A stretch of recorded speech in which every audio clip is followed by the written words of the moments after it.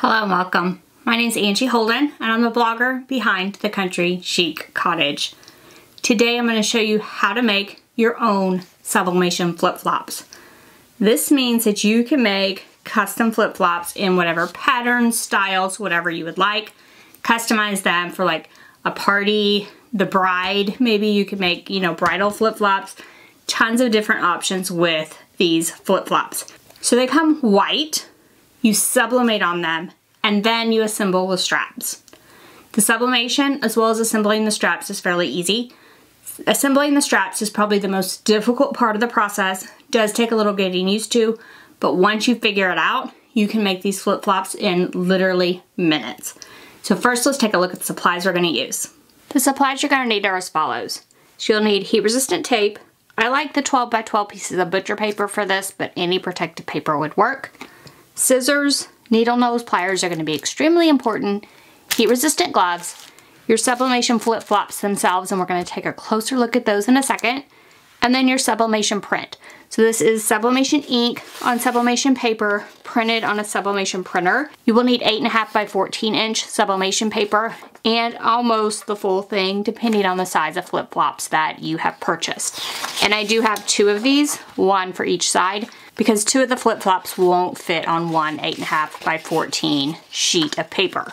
So now let's take a look at the flip-flops themselves. So in your package of flip-flops, you'll get a set of flip-flops, and they're already punched out of this piece, but I like to leave this piece on there, and I'm going to show you why. And then you have the actual straps themselves, which we will attach after sublimation. So remove the straps from the package and just set those aside, and then you have your sublimation flip-flops themselves.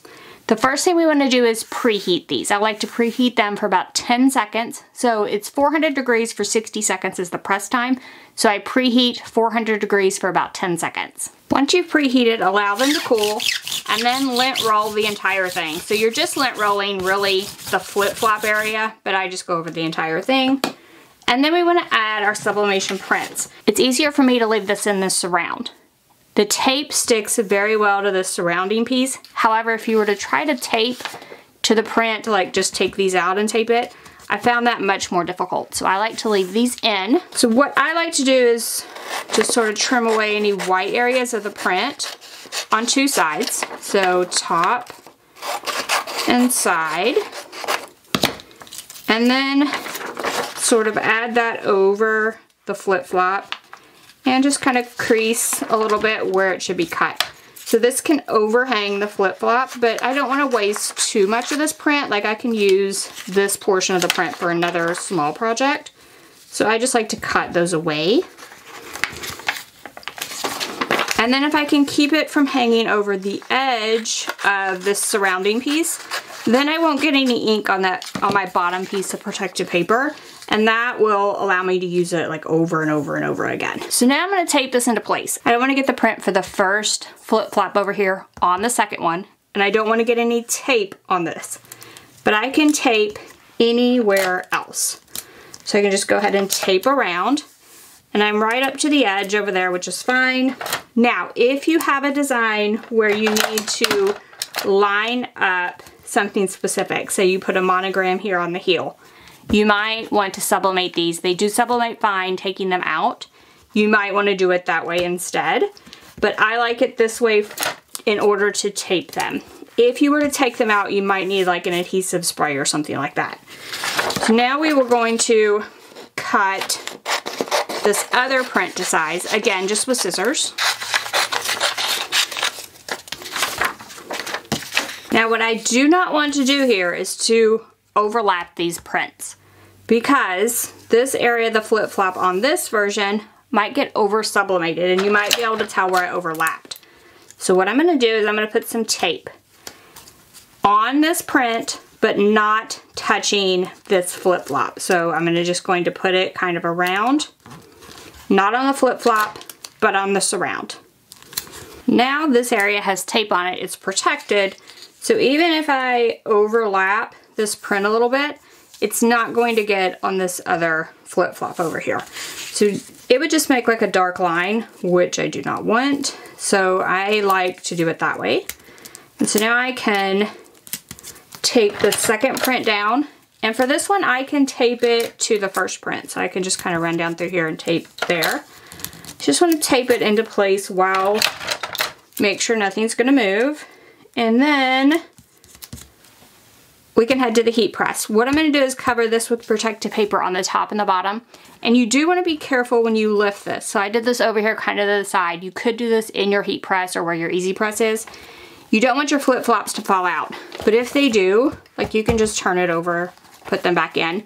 But just kind of hold them from the back as you place in your press. If they fall out though, don't stress about it. You can just pop them back in. So let's head to the heat press and heat press these. So I have my flip-flops in the heat press and I'm going to add protective paper over the top. Then I'm going to press 400 degrees, 60 seconds. Once that pops up, I'm just going to remove the protective paper as well as the sublimation print. And this portion is done. The flip-flops will pop right out of the surround and you're ready to put the straps on. Now you can use any heat source you like. Here I'm using the Cricut Auto Press, but you can use a regular heat press or even the Cricut Easy Press. After you heat press these and they cool, you will need to assemble the straps. Now the straps at the toe portion have an L and an R on them. So this is the left with an L, so I'm going to put it over here with the left shoe. This is an R, so this is for the right shoe, which I have here. This portion with the L or the R goes at the toe. I'm going to put that in first, and then I'll locate the two bottom portions in those holes. So we're going to do this hole first, and you do these all the same. They do make a special tool for this, but I'm going to use a pair of needle nose pliers, and after a little bit of practice, I got pretty good at this. So we're going to stick it through the hole as far as we can. So you can see I'm sticking them pretty far through the hole, and then open them up as far as you can. So you can see they're pretty wide open here. And then stick this in as far as you can get it. So if I can get as much grip on that piece as possible, and then close the needle nose pliers and hold them tight with this hand. And then this is at an angle, so it's at a 90-degree angle to the flip-flop. And we're just going to pull it through, and you can bend the flip-flop and just kind of wiggle it. Once you get it about halfway through from the back, you can kind of twist down and pull. And you can also get a better grip. So if you find like this try isn't working, right? You can start all over again. It does not hurt anything. So push the pliers through, open them up, add the little piece as much as we can get in there, hold tight. And I did find that needle nose pliers worked best for this. My jewelry pliers did not work at all. And then if you find you're losing your grip at this point, you can try to keep pulling it through. But if it's almost through, what I've also found is this end of the needle nose pliers, you can kind of work from this end and push it the rest of the way through. So if you're struggling with pulling it, pushing it from the other side, once you have it halfway through, quarters of the way through, you can just push it through. Now I didn't worry about orientation, and this is backwards. So you can just turn it at this point. So I'm going to turn it to the right orientation, and now I have my toe strap. So now we just go down and we're going to do these two at the bottom. Again, we don't have to worry about orientation until they're through, but we do need to make sure that we have these laid out properly, right? So this one goes on this side, this goes on this side. So we'll do this side first, does not matter. Same thing. Push needle nose pliers as far as you can. Open them up. Get as much of a grip as possible. Pull through, bend the flip-flop, come at an angle. And that one I just got by pulling through. You can do that like I did there. You can push through from the other side, get a better grip if you need to, whatever you need to do to get these through. And like I said, it took me about the first two flip-flops were more difficult.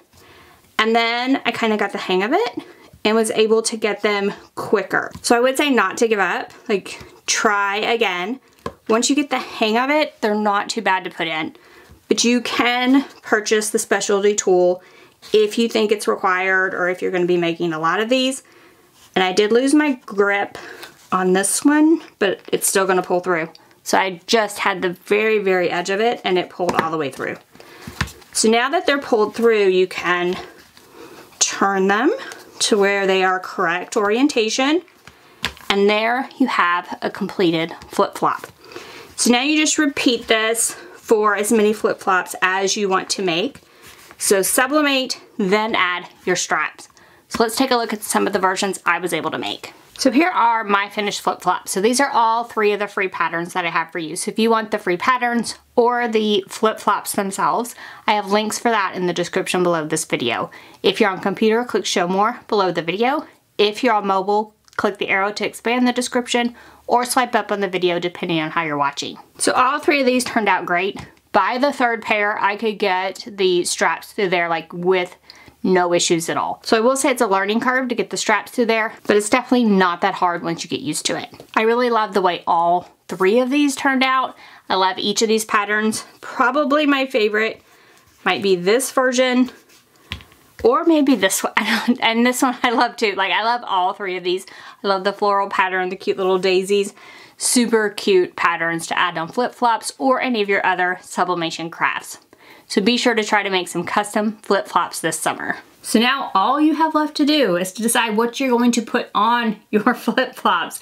So I can't wait to create even more custom flip-flop creations. I actually ordered the 6-pack so I can make 6 different pairs. And these are just 3 of the pairs that I was thinking of. So I thought I would try some other different designs. Like I said, you could do these for parties, weddings, different events, like bridal showers. They would be great for the bride. And you can definitely add, I just did it all over print, but like I said, you could add like a monogram to like this area. You could do tons of different things on the flip-flops themselves. So these are perfect summer craft. Decide what you want on your own custom pair of flip-flops and start creating them. Now, the links for the flip-flops, as well as the 3 patterns for the ones I created. So we have the purple floral, the like white daisies with the yellow centers, and then the pink floral on like the teal background. All 3 of these, description below this video, head there, grab the patterns for free, then grab the flip-flops from Heat Transfer Warehouse and get started making your own. I really think you're gonna love these. So thank you all so much for joining me today. If you liked this video, if it helped you, give us a thumbs up. If you have any questions about sublimating flip-flops, hop down in the comment section, ask away. And if you haven't already, head on over to our YouTube channel, hit that subscribe button. We have videos just like this one every single week. Trust me, you don't want to miss any of those. So thank you all so much for joining me and I'll see you next week. Bye-bye.